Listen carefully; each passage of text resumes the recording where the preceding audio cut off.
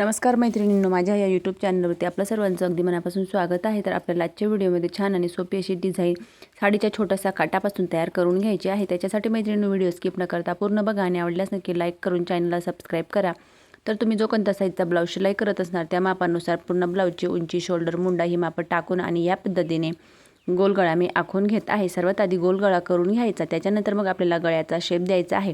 तर इथं मी paper canvas न वापरता आपल्याला गळ्याचा शेप देऊन घ्यायचा आहे। तर बघा अस्तर अशा पद्धतीने मी बरोबर सर्वात आधी आखून घेतला। त्याच्यानंतर अशा पद्धतीने मी खालच्या बाजूला थोडासा गोल आकार देऊन घेतला। तर जो काही गोल गळा आहे त्याच्यापासून तुम्ही 1 इंच, 1.25 इंच, 1.5 इंच असं अंतर तुम्ही घेऊ शकता। तर तुम्हाला गळा किती पसरट पाहिजे याच्यावरती डिपेंड आहे। तर कमी जास्त तुम्ही करून आणि बरोबर गळा अशा पद्धतीने ॲडजस्ट करून घ्यायचा। दोघंही बाजूंना सेम डार्क करून घ्यायचा आहे।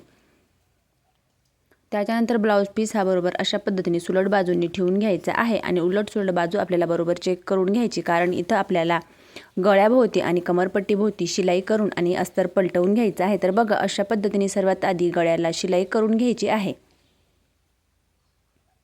गळा हा बरोबर इकडे तिकडे सरकू नये याच्यासाठी मग पिना वगैरे लावून आपल्याला आधी पॅक करून घ्यायचं। त्याच्यानंतर कमरपट्टीला सुद्धा शिलाई करून घेतली, एक्स्ट्राच्या पिना काढून घेतल्या। सर्वात आधी गळ्याचा आकार कट करून घेतला आणि त्याच्यानंतर मग आपल्याला जे काही दोघंही कोणे आहेत कोण्यांना छोटे छोटे कट मारायचे आणि पूर्ण गळ्याला सुद्धा कट मारून घ्यायचे आहेत, जेणेकरून अस्तर पलटवायला खूप सोपं जातं, कारण इथं आपण पेपर कॅनव्हास वापरलेला नाही।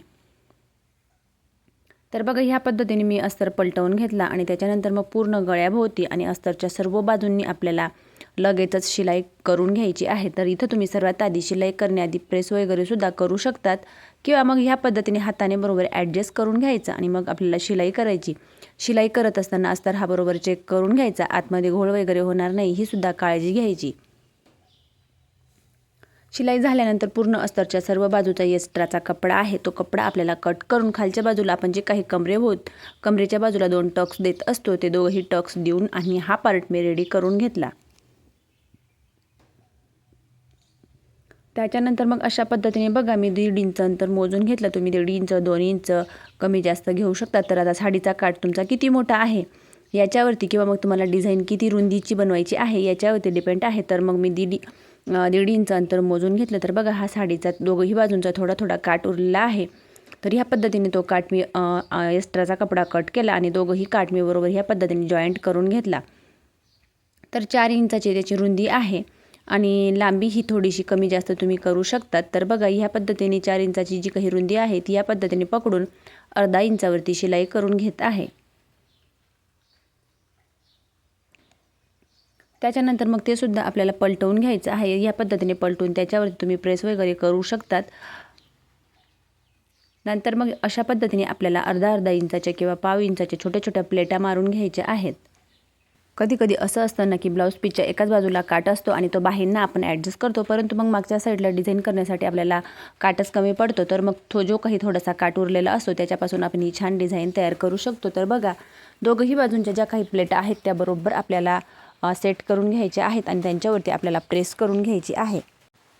त्याच्यानंतर दोघंही बाजूंनी बरोबर ज्या प्लेटा आपण मारून घेतल्या त्या बरोबर एकसारख्या करून घेतल्या आणि जो काही आपण खालच्या बाजूला गोल शेप देऊन घेतलेला आहे तिथं अशा पद्धतीने आपल्याला बरोबर सेट करून घ्यायचं आहे। तर जी काही आपण डिझाईन बनवून घेतली ती परफेक्ट पुरते किंवा नाही किंवा कमी पडत असेल तर दोघंही बाजूंना थोड्या 1-2 प्लेटा मारून घ्यायच्या। त्याच्यानंतर मग शिलाई मारून अशा पद्धतीने आपल्याला बरोबर डिझाईन पॅक करून घ्यायची आहे। लगेचच खालच्या बाजूला सुद्धा आपल्याला शिलाई करून घ्यायची। तर बघा जोडताना अगदी हळूवारपणे जोडायचं आहे, कारण दोघंही बाजूंना जो काही एक्स्ट्राचा कपडा आहे तो आपल्याला कट करून घ्यायचा आणि इकडे तिकडे होऊ नये त्याच्यासाठी मग बरोबर आपल्याला अशा पद्धतीने जोडून घ्यायचं। तर शिलाई झाल्यानंतर एक्स्ट्राचा कपडा आपल्याला लगेचच कट करून घ्यायचा आहे। थोडाफार कमी पडत असेल तर आपण प्लेन कपडा वापरून घ्यायचा आहे। त्याच्यानंतर मग जो काही गोल आकार आहे तो अशा पद्धतीने आपल्याला आखून घ्यायचा आणि दुसऱ्या बाजूला सुद्धा सेम तो येण्यासाठी अशा पद्धतीने आपल्याला डार्क करून दुसऱ्या बाजूला तो आपल्याला उमटवून घ्यायचा आहे आणि लगेचच खडूच्या साहाय्याने आखून घ्यायचा आहे, जेणेकरून दोघंही बाजूंचा कपडा खाली आपण जी काही लेस लावणार आहोत ती खाली वरती होणार नाही। एक्स्ट्राचा कपडा हळूवारपणे आपल्याला कट करून घ्यायचा आहे, खालच्या बाजूच्या कपड्याला कट लागणार नाही ही सुद्धा काळजी घ्यायची। त्याच्यानंतर मग आपल्याला इथं लेस लावून घ्यायची आहे। तर इथे तुम्ही तुमच्या आवडीनुसार जाड बारीक लेस लावू शकतात किंवा मग कोणत्याही ब्लाऊजच्या कपड्यावरती जो काही कलर असेल त्या कलरची लेस वापरू शकतात किंवा मग अशा पद्धतीने गोल्डन कलरची लेससुद्धा वापरू शकतात. तर मी ह्या पद्धतीने गोल्डन कलरची लेस इथं वापरून घेत आहे. दोघंही बाजूंना अशा पद्धतीने खालचा जो काही गोल आकार आहे तिथं मी दोघंही बाजूंना लेस लावून तिच्यावरती डबल शिलाई मारून घेतली. त्याच्यानंतर मग आपल्याला गळ्याच्या वरच्या बाजूकडून लेस लावून घ्यायची आहे. तर बघा अशा पद्धतीने वरच्या बाजूकडनं मी 30 लेस लावून घेत आहे. परंतु लेस लावत असताना जाड लेस असो किंवा बारीक असो प्रत्येकवरती आपल्याला डबल टिप टाकून घ्यायची, जेणेकरून ती एका बाजूला उचकली वगैरे जात नाही.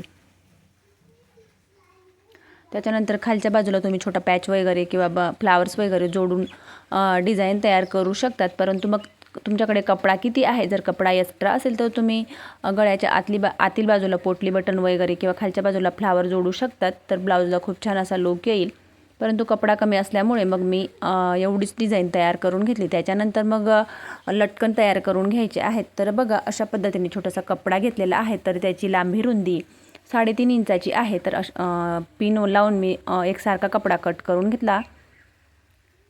त्याच्यानंतर ह्या पद्धतीने फोल्ड करून त्याच्या दोघंही बाजूंनी आपल्याला शिलाई करून घ्यायची आहे. दुसऱ्या कपड्यावरती थोडी डिझाईन आहे ती बघा अशा पद्धतीने आपल्याला ठेवून दोघंही कोणी आतमध्ये फोल्ड करून घ्यायचे आणि खालच्या बाजूला जी काही शिलाई करून घेतली त्याच्यामध्ये सेंटरवरती ठेवून आणि पुन्हा मग दोघंही बाजूंना शिलाई करून घ्यायची. त्याच्यानंतर मग इथं मी रेडीमेड दोरीचा वापर करून घेत आहे. तर त्याच्यानंतर जी काही रेडीमेड दोरी आहे ती मध्य सेंटरवरती आपल्याला बरोबर ठेवून घ्यायची आहे. एक्स्ट्राचे धागे वगैरे कट करून घ्यायचे आणि त्याच्यानंतर एकसारखी डिझाईन येण्यासाठी कपडा हा एकसारखा कट करून घ्यायचा आणि ह्या पद्धतीने फोल्ड करून वरचा जो कोना आहे तो पुन्हा मग आतमध्ये थोडा फोल्ड करून घ्यायचा आणि पुन्हा मग अशा पद्धतीने डबल शिलाई करून घ्यायची. दोरी लगेचच ओपन वगैरे होणार नाही. नंतर मग फोल्ड करून बघा खूप छान अशी छोटीशी जी काही डिझाईन होती याच्यामुळे खूप छान असे लटकन तयार करून घेतले आणि लगेचच दोरी इथं आपल्याला ॲडजस्ट करून घ्यायची आहे. तर फायनली मैत्रिणींनो अगदी कमी वेळेत साडीच्या थोड्या काठापासून खूप छान आपण इथे ही डिझाईन तयार करून घेतलेली आहे, कमी वेळेत पेपर कॅनव्हास न वापरता. तर मैत्रिणींनो डिझाईन आवडल्यास लाईक करा, शेअर करा आणि चॅनलवरती नवीन असल्यास चॅनलला सबस्क्राईब करून जवळच असलेल्या बेल आयकॉनला प्रेस करा, म्हणजेच माझ्या अशा येणाऱ्या नवनवीन व्हिडिओची अपडेट तुम्हाला येत राहील. आणि पैठणी साडीच्या थोड्या काठापासून बनवलेली ही डिझाईन तुम्हाला कशी वाटते हे कमेंट करून मला नक्की कळवा. डिझाईन आवडल्यास लाईक करून चॅनलला सबस्क्राईब करा.